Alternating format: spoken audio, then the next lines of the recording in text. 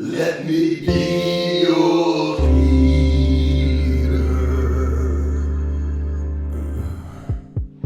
This is our treasured memories.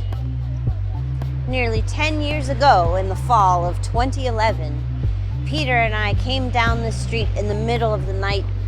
Everything was closed, and we thought it all looked like bombed out squats. And we asked our brand new boss, who we just met at the airport at the beginning of that ride, is it safe here? This was the first school that we taught at. When we arrived, it was in its 99th year, and it celebrated its 100th anniversary by moving out to the countryside. Now this place, I think, is a dormitory for a company, and they recently bulldozed our very first apartment. This is the stationery store that's next to the school.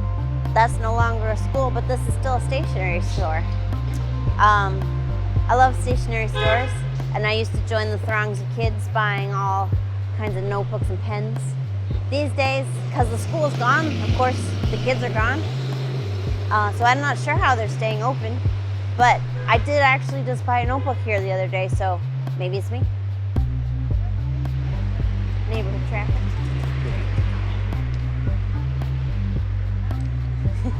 Ready. Okay. This neighborhood fruit stand is another business that stood the test of the school closing. It's been here the whole time.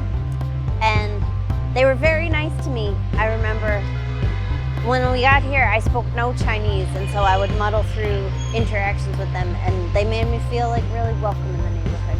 So I've always liked them. And their fruit is delicious. The hardware store here is closed, but it's just for the night. This was the site of early on in our living in China. I needed to buy a plunger for plunging reasons. And I scrawled some bad Chinese on a card and drew a picture of a plunger, which was also not a good picture. And I went up and down the street everywhere showing this card.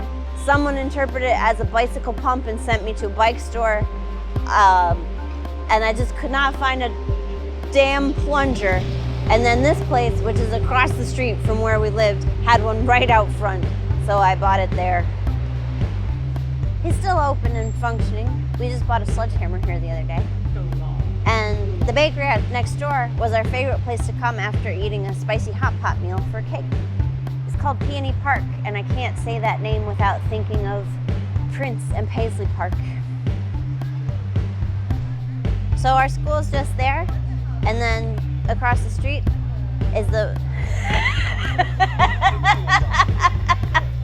So our school's just there, and our very first morning in China, our boss took us to this place to have noodle breakfast. I think that sign on the door says that it's for rent now. And just there, that very first morning, is where a boy came running around and said, "Hello, Uncle Foreigner," to Peter, and a vlog name was born. Our first year in China, we ate chuan every night because we didn't know how to eat other food. This is actually the second chuan place we found that's closer to the school. And we're actually gonna eat there again tonight because we love it. This building behind me was finished shortly after we arrived in China, so we are older than it. And these barbecue joints all change hands pretty regularly. We never came here a lot, so whatever. It's a busy street. Yeah. All right, come back in. Good, and when you're ready. Okay.